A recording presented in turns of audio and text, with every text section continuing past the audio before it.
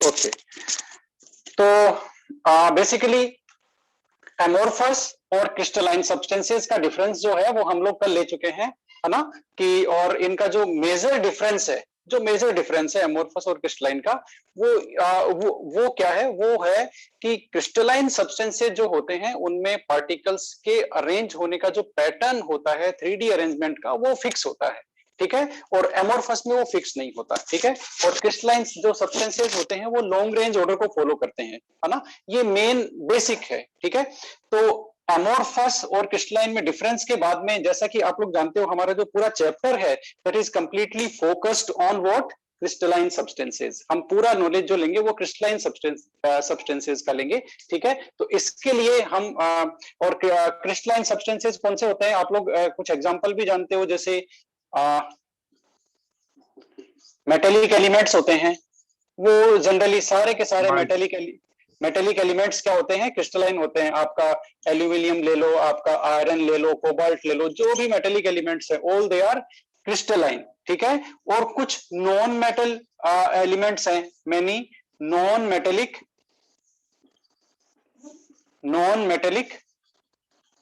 Elements, ठीक है। Non metallic elements कौन से हैं जो क्रिस्टलाइन फॉर्म में होते हैं, फॉस्फोरस, ओके, सल्फर, आयोडीन, है ना, ये सारे के सारे काफी सारे नॉन मेटल भी ऐसे हैं जो क्रिस्टलाइन फॉर्म में एग्जिस्ट करते हैं, ठीक है। इसके अलावा बहुत सारे ऑर्गेनिक कंपाउंड्स भी ऐसे होते हैं। ऑर्गेनिक कंपाउंड, हम लोगों ने जो कल एक इंटेक्स क्वेश्चन सोल्व किया था, उसमें आपने देखा दो ऑर्गेनिक कंपाउंड थे जो क्या होते हैं, क्रिस्टलाइन फॉर्म में होते हैं, ठीक है। वो कौन कौन से हैं, एक तो है, काफी सारे ऑर्गेनिक कंपाउंड हैं, दो ही नहीं है, दो तो मैं सिर्फ एग्जांपल कोट कर रहा हूं। बेंजोइक एसिड है ना, ग्लूकोज है, ग्लूकोज भी क्रिस्टलाइन फॉर्म में होता है, ठीक है। इसके अलावा नेफ्थलीन है ना, नेफ्थलीन तो आप लोग जानते ही हो, नेफ्थलीन क्रिस्टलाइन फॉर्म में होता है ना, यूरिया है, ठीक है। तो बहुत सारे ऑर्गेनिक कंपाउंड भी ऐसे हैं जो क्रिस्टलाइन फॉर्म में एग्जिस्ट करते हैं, ठीक है। इसके अलावा बहुत सारे मॉलिक्यूल हैं, जैसे CO2 क्रिस्टलाइन फॉर्म में एग्जिस्ट करता है, आइस जो H2O का सॉलिड स्टेट फॉर्म है वो भी क्रिस्टलाइन फॉर्म में एग्जिस्ट करता है। तो बहुत सारे ऐसे मॉलिक्यूल्स हैं जो क्रिस्टलाइन फॉर्म में एग्जिस्ट करते हैं। आपका NH3 है, ठीक है, तो ये क्रिस्टलाइन फॉर्म में एग्जिस्ट करते हैं। तो बेसिकली हम लोग इन सब के बारे में पढ़ने वाले हैं, हम लोग क्रिस्टलाइन सब्सटेंसेस के बारे में पढ़ने वाले हैं पूरे चैप्टर में, ठीक है। तो अब आगे बात करते हैं, अगला हमारा जो टॉपिक है वो है classification of crystalline solids, classification of crystalline solids.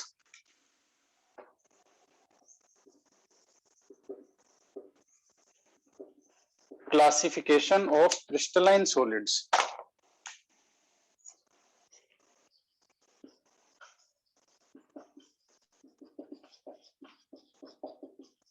Okay, अब ये जो क्लासिफिकेशन है वो किसके बेस पे हुआ है, very interesting, what's important between the constituent particles in solid state, that is intermolecular attraction forces between the constituent particle. So here we are going to classify the crystalline solids on the basis of type of intermolecular attraction force that is present between the constituent particles. Okay, so this is our basis for classification. We are going to classify the crystalline solids on the basis of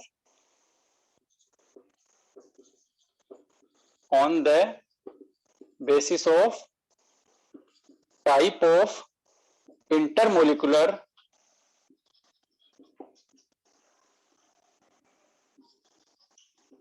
forces। ये लो भाई, intermolecular forces कौन से exist करते हैं, उनके basis पे हम लोग उनको क्लासिफाई करने वाले हैं, ठीक है। तो इसके बेसिस पे there are 4 types of crystalline solids, 4 types, 4 types. कौन कौन से 4 टाइप्स हैं देख लेते हैं। सबसे पहले है आपका molecular solids, molecular solids, number 1, number 2, second type of crystalline solids, that is ionic solids, number 3, metallic solid,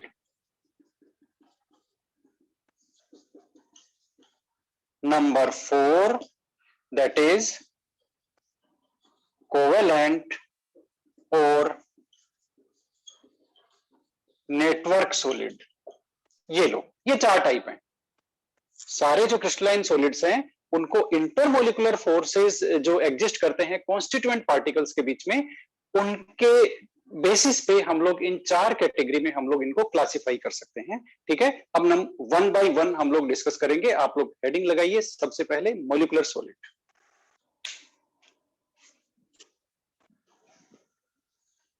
ये लीजिए मोलिकुलर सॉलिड्स। अब मोलिकुलर सॉलिड्स में कॉन्स्टिट्यूएंट पार्टिकल्स क्या होता है? कॉन्स्टिट्यूएंट पार्टिकल क्या होंगे इनमें? मोलिकुलर सॉलिड में जाहिर सी बात है मॉलिक्यूल्स होंगे, तो कॉन्स्टिट्यूएंट पार्टिकल क्या हो गए इनमें? कॉन्स्टिट्यूएंट पार्टिकल्स क्या है इनमें? मॉलिक्यूल्स। ठीक है, इनमें मोलिकुलर सॉलिड में। और मोलिकुलर सॉलिड में भी मॉलिक्यूल्स के बीच में जो इंटरमोलिकुलर अट्रैक्शन फोर्स है, मोलिकुलर सॉलिड में मॉलिक्यूल्स जो कॉन्स्टिट्यूएंट पार्टिकल्स हैं इनके बीच में जो इंटरमोलिकुलर अट्रैक्शन फोर्स है उसके बेसिस पे इनको भी 3 सब कैटेगरीज में डिवाइड कर सकते हैं। किनको? मोलिकुलर सॉलिड को। ये भी further they can be further divided into 3 सब कैटेगरी। और वो कौन कौन सी है पहले हम उनका डिस्कशन कर लेते हैं। तो मोलिकुलर सॉलिड में जो सब कैटेगरी, जो फर्स्ट सब कैटेगरी है, and that is a, that is non polar molecular solid. Non polar molecular solid, right. अब ये तो आपको नाम से ही पता चल रहा है, कॉन्स्टिट्यूएंट पार्टिकल क्या है? मॉलिक्यूल्स। कैसे मॉलिक्यूल्स? Non polar molecules. अब आपको बहुत इजीली पता है कि नॉन पोलर मॉलिक्यूल्स के बीच में कौन से अट्रैक्शन फोर्सेस होते हैं? वीक डिस्पर्जन फोर्सेस, है ना, जिनको हम बोलते हैं लंदन फोर्सेस। ठीक है, तो इनकी हम लोग बात करते हैं। इनमें कॉन्स्टिट्यूएंट पार्टिकल्स क्या होते हैं? आइदर कॉन्स्टिट्यूएंट पार्टिकल्स इनमें नॉन पोलर मोलिकुलर सॉलिड में आइदर एटम्स, ओके, और क्या होते हैं इनमें? और होते हैं इनमें non polar covalently bonded molecules. Covalent molecules, ये लो भाई, नॉन पोलर कोवेलेंट मोलिक्यूल्स, है ना। कोवेलेंट मोलिक्यूल्स से हमारा मतलब यहां पर क्या है? ऐसे मोलिक्यूल्स, ठीक है, जिनमें कोवेलेंट बॉन्ड्स हो, ओके, है ना, covalently bonded non polar molecules, इस तरह भी हम लोग बोल सकते हैं, non polar molecules which are covalently bonded. Okay, तो एटम्स, अब इनके एग्जांपल्स देख लेते हैं पहले, कुछ प्रॉपर्टीज बाद में देखेंगे। कॉन्स्टिट्यूएंट पार्टिकल क्या हुई इसकी? नॉन पोलर में either constituent particle, they can be atoms or they can be non-polar covalent molecules, okay, covalently bonded molecules, okay, ठीक है। तो अब यहां पर सबसे पहले इनके एग्जांपल देख लेते हैं। तो एटम्स में कौन एग्जिस्ट करते हैं? बताओ, कौन से एलिमेंट होते हैं पर्टिकुलर ग्रुप के जो एटॉमिक फॉर्म में एग्जिस्ट करते हैं? Noble gases. नोबल गैसेस, तो ये जो नोबल गैसेस हैं ये क्या होती है? ये सॉलिड फॉर्म में एग्जिस्ट करती है, तो वो इस टाइप में क्लासिफाई होते हैं। कौन से में? नॉन पोलर मोलिकुलर सॉलिड में। वहां पर एटम्स कॉन्स्टिट्यूएंट पार्टिकल होते हैं और उनके बीच में अट्रैक्शन फोर्सेस कौन सा होता है उसकी हम लोग अभी बात करेंगे। तो इसके एग्जांपल देख लेते हैं, कुछ बहुत सिंपल सा है, हीलियम, नियॉन, ऑर्गन, आप कुछ भी लेते जाइए, नोबल गैसेस जो भी है आपके वो सारे इसमें आ जाएंगे, ठीक है। इसी तरह से नॉन पोलर कोवेलेंट मोलिक्यूल जो इसके एग्जांपल हैं उनको भी देख लेते हैं। आपका H2, ये नॉन पोलर मोलिक्यूल है, कोई डाउट है इसमें? H2 में नॉन पोलर क्यों है? ये है ना, ये नॉन पोलर मोलिक्यूल है। नॉन पोलर क्यों है? बहुत इजीली आप समझ सकते हो। H, ये लो भाई, कहीं भी पोलरिटी आपको दिख रही है क्या? कहीं पोलरिटी नहीं है। कोई बाइपोल्स आपको दिख रहे हैं क्या? नेगेटिव पॉजिटिव इलेक्ट्रोनेगेटिविटी का डिफरेंस जिससे पोलरिटी आ रही हो, पोल्स, ऐसा कुछ नहीं है ना। तो ये नॉन पोलर मोलिक्यूल है, सिमेट्रिक मोलिक्यूल है, नॉन पोलर मोलिक्यूल। अब आप समझ गए कि इस तरह के जो मोलिक्यूल है आपके, है ना, वो सारे के सारे नॉन पोलर मोलिक्यूल हो गए, ठीक है ना। आपका P4 है, S8 है, आयोडीन है, ये सब नॉन पोलर मॉलिक्यूल हो गए, है ना। आपका CO2 है, ये भी नॉन पोलर मॉलिक्यूल है, ठीक है। तो ये सब के सब क्या है, नॉन पोलर मोलिक्यूल्स हैं विच आर कोवलेंटली बॉन्डेड, है ना, जिनमें कोवलेंट बॉन्डिंग है। ओके, तो ये एग्जांपल है किसके, नॉन पोलर मोलिकुलर सॉलिड के। अब नॉन पोलर मोलिकुलर सॉलिड की प्रॉपर्टी देखते हैं, कौन सी प्रॉपर्टी है इसकी। ये जो सॉलिड्स हैं इनमें, है ना, प्रॉपर्टी से पहले देखते हैं इनमें अट्रैक्शन फोर्सेस कौन सा होता है। तो इनमें इंटर मोलिकुलर फोर्सेस होते हैं, वो होते हैं weak dispersion forces, also known as London forces, right. ये इनमें होते हैं, ठीक है, नॉन पोलर मोलिकुलर सॉलिड में, क्योंकि कोई स्पेशल टाइप का फोर्स क्रिएट ही नहीं हो रहा, सारे के सारे मॉलिक्यूल क्या है, नॉन पोलर हैं, ठीक है। एटम है या फिर सिंगल एटम है वो भी नॉन पोलर है। ओके, तो इनमें वीक डिस्पर्सन फोर्सेज होता है, इंटरमोलिकुलर अट्रैक्शन फोर्सेज। उसकी वजह से इनकी प्रॉपर्टीज देखो क्या क्या हो गई। एक तो इनके लो मेल्टिंग पॉइंट होता है, राइट, मेल्टिंग पॉइंट इनका लो होता है, उसकी वजह से ये क्या होते हैं, सॉफ्ट भी होते हैं, ठीक है। उसकी वजह से ये क्या हुआ, generally they exist usually exist as gas or liquids at room temperature. ये लो, रूम टेम्परेचर पे ये गैसियस फॉर्म में और लिक्विड फॉर्म में एग्जिस्ट करते हैं, है ना, ये वाले, ठीक है। तो इनका मेल्टिंग पॉइंट लो होता है। और देख लेते हैं, ये इलेक्ट्रिसिटी के कंडक्टर है कि नहीं, नॉन कंडक्टर है, ये बताओ। इलेक्ट्रिसिटी के कंडक्टर होने चाहिए कि नहीं होने चाहिए, इंसुलेटर होंगे सर। नहीं होंगे सर। ये इंसुलेटर होंगे, तो आप लोग लिख सकते हो, है ना, आप लोग लिख सकते हो इंसुलेटर, ठीक है। तो ये हो गई इनके कुछ प्रॉपर्टीज, किनकी, नॉन पोलर मोलिकुलर सॉलिड्स की, ठीक है।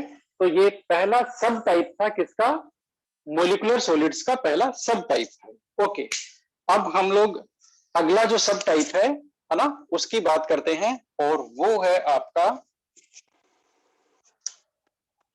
बी, है ना, वो है आपका polar molecular solids.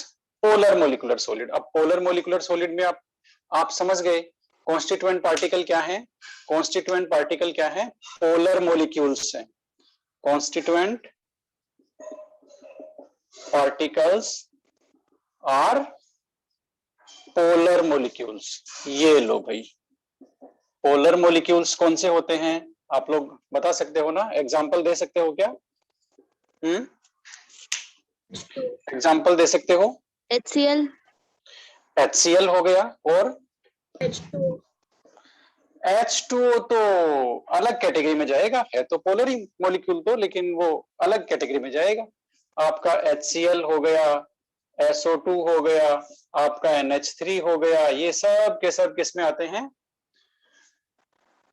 Non polar molecular solids में आते हैं, ठीक है। ये पोलर मॉलिक्यूल्स हैं, है ना। अब ये पोलर मॉलिक्यूल्स हैं, अब पोलर मॉलिक्यूल्स में इंटरमोलिकुलर अट्रैक्शन फोर्सेस क्या होना चाहिए, बताओ। इंटरमोलिकुलर अट्रैक्शन फोर्स क्या है पोलर मॉलिक्यूल्स में, कौन सा फोर्स इसमें अप्लाई होता है, बताओ। डाइपोल वाला सर। कौन सा, डाइपोल वाला सर। हाँ, क्योंकि ये तो पोल्स है ना, पोलरिटी है ना इनमें, तो पोलरिटी है, तो एक मॉलिक्यूल और दूसरे मॉलिक्यूल में कौन सा अट्रैक्शन फोर्स होगा, जैसे इसमें पार्शियल नेगेटिव चार्ज है, इसमें पार्शियल पॉजिटिव चार्ज है ना। तो ये लो भाई, ये जो इनके जो पोल्स हैं वो एक दूसरे को अट्रैक्ट करेंगे, जो डाइपोल्स हैं, है ना, तो इसमें अट्रैक्शन फोर्स होगा डाइपोल डाइपोल के बीच में, ठीक है।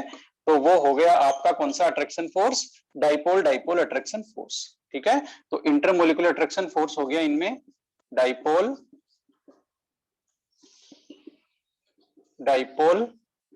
अट्रैक्शन फोर्सेस, ठीक है। ये इनमें हो गया अट्रैक्शन फोर्स। ओके, अब इनके प्रॉपर्टीज लेते हैं, ठीक है।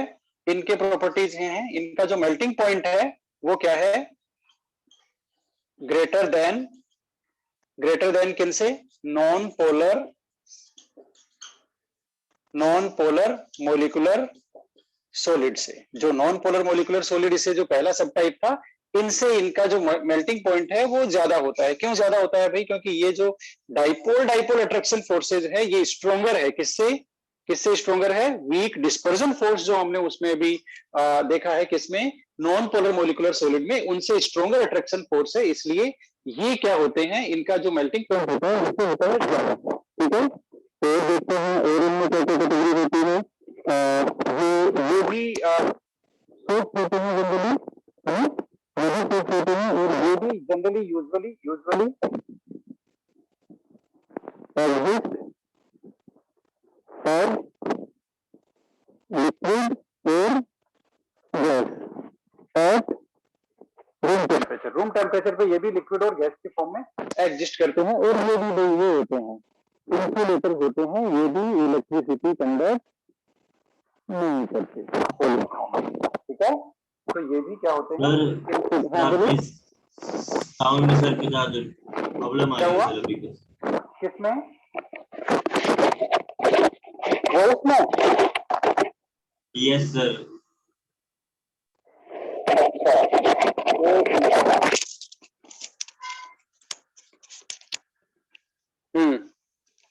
अब सही है? कुछ इम्प्रूव हुआ? Yes sir. Okay okay yes okay sir, अब ओके सही है। ओके ओके ओके, कोई बात नहीं। ठीक है, तो ये इनके प्रॉपर्टीज हैं, किनके? हमारे पोलर मोलिकुलर सॉलिड्स के। ठीक है, अगला लिखो भाई, अगला सब टाइप लिखो, सी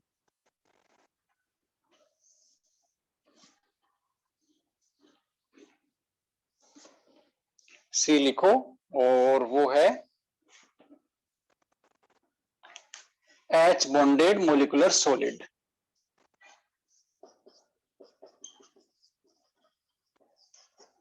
H बॉन्डेड मोलिकुलर सॉलिड यानी कि हाइड्रोजन बॉन्डेड मोलिकुलर सॉलिड। ठीक है, तो इसमें कॉन्स्टिट्यूएंट पार्टिकल क्या हुए?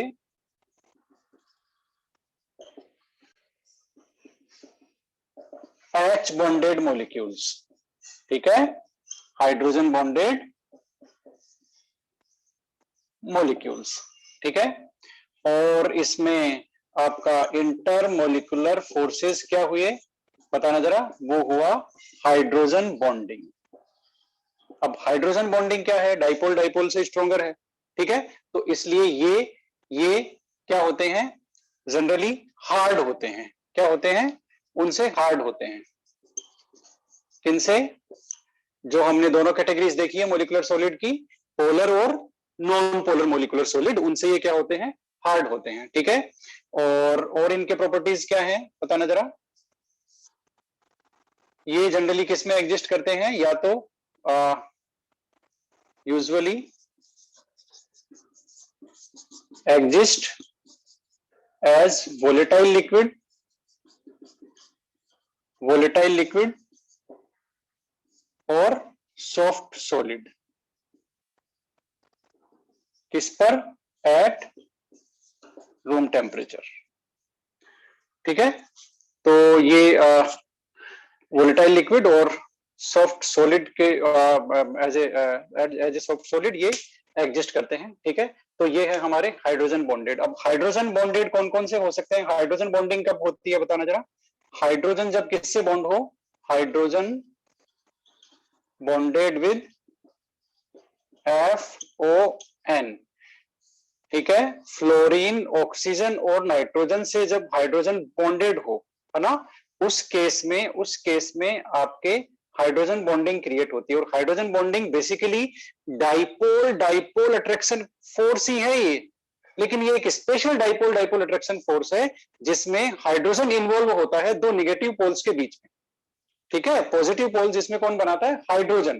ठीक है, तो ऐसी सिचुएशन आती है कि दो नेगेटिव सेंटर्स के बीच में कौन आ जाता है? हाइड्रोजन। ठीक है, इसलिए इस पर्टिकुलर डाइपोल अट्रैक्शन फोर्स जो कि स्ट्रोंगर होता है, जो नॉर्मल डाइपोल अट्रैक्शन फोर्स है जो हमने इससे पहली वाली कैटेगरी में देखा है पोलर मोलिकुलर सॉलिड में, उससे ये स्ट्रोंगर है।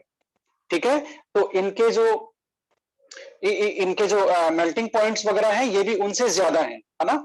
और ये अब H बॉन्डेड एक एग्जांपल ले लेते हैं इसके, HF है। ठीक है, HF है, आइस है, ये सारे कौन से सॉलिड हैं? They are hydrogen bonded molecular solids. ठीक है, तो ये 3 कैटेगरी थी किसकी? मोलिकुलर सॉलिड्स की 3 सब टाइप्स थे ये। ठीक है, कौन कौन से पढ़े आपने? Non polar molecular solid, polar molecular solid जिसमें पोलर मॉलिक्यूल्स होते हैं, और लास्ट वाला था हाइड्रोजन बॉन्डेड मोलिकुलर सॉलिड जिसमें कॉन्स्टिट्यूएंट पार्टिकल्स कौन से होते हैं? Hydrogen bonded molecules. ठीक है, और इनमें बेसिक डिफरेंस क्या है? बेसिक डिफरेंस है इंटरमोलिकुलर फोर्स, जो मोलिक्यूल मोलिक्यूल के बीच में ऑपरेट कर रहा है उनको कंबाइन करके सॉलिड स्टेट में उसकी एक फिजिकल स्टेट डेवलप कर रहा है। ठीक है, वो जो अट्रैक्शन फोर्स है, उस अट्रैक्शन फोर्स के बेसिस पे हमने मोलिकुलर जो सॉलिड्स हैं इनको फर्दर क्लासिफाई किया है।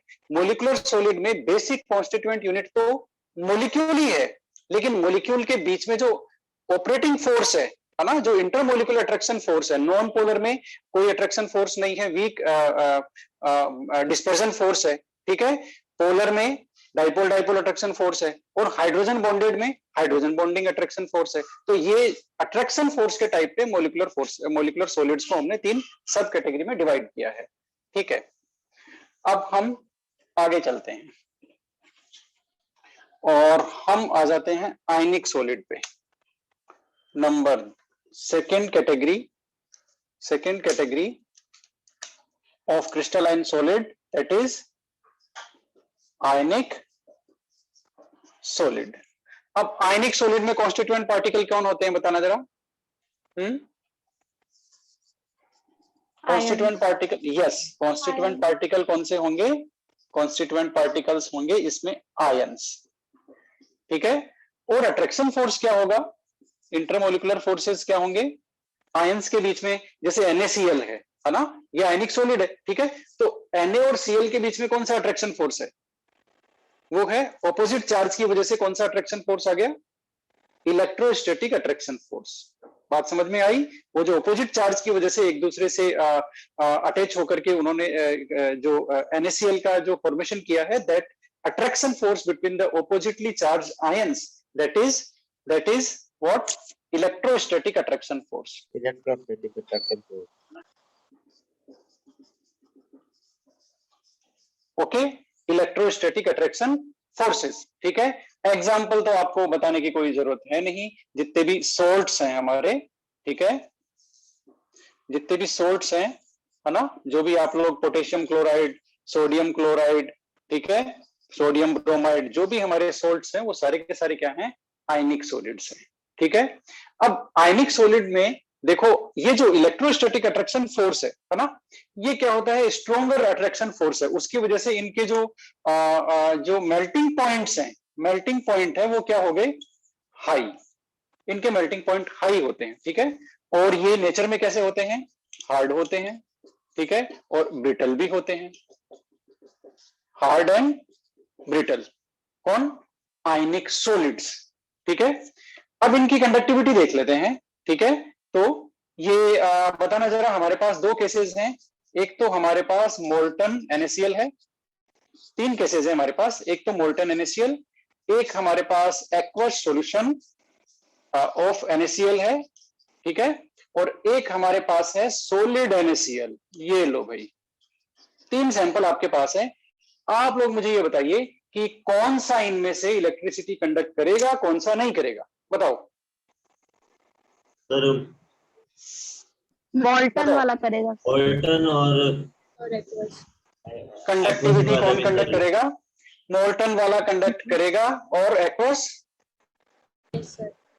NaCl ये भी करेगा। तो ये सॉलिड NaCl ये क्यों नहीं करेगा? सॉलिड NaCl को क्या होगा?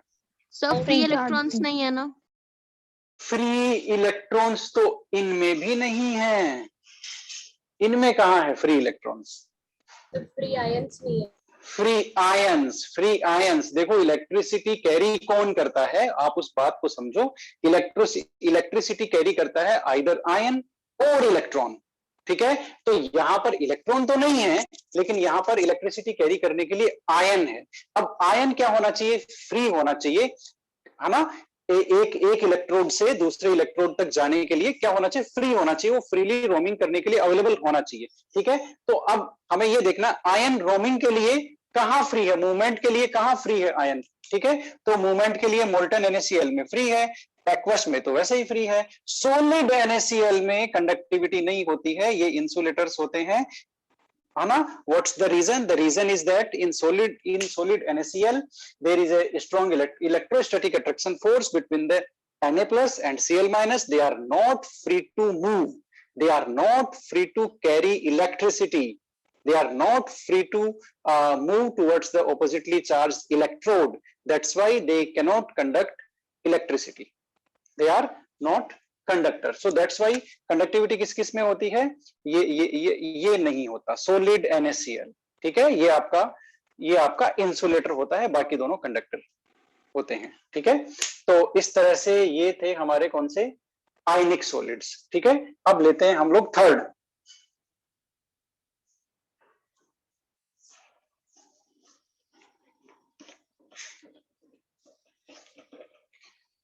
थर्ड टाइप कौन सा है बताना जरा।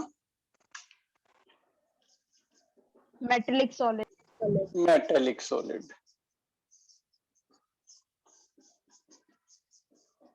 ओके, मेटेलिक सॉलिड में कॉन्स्टिट्यूएंट पार्टिकल्स क्या हैं बता रहा जरा, कॉन्स्टिट्यूएंट पार्टिकल्स क्या हैं? मेटल। कॉन्स्टिट्यूएंट मेटल बोल करके मेटल पार्टिकल थोड़ी है कोई, मेटल तो एक उसकी उसका एक क्या बोलते हैं, मेटल तो एक पर्टिकुलर कैटेगरी है एलिमेंट्स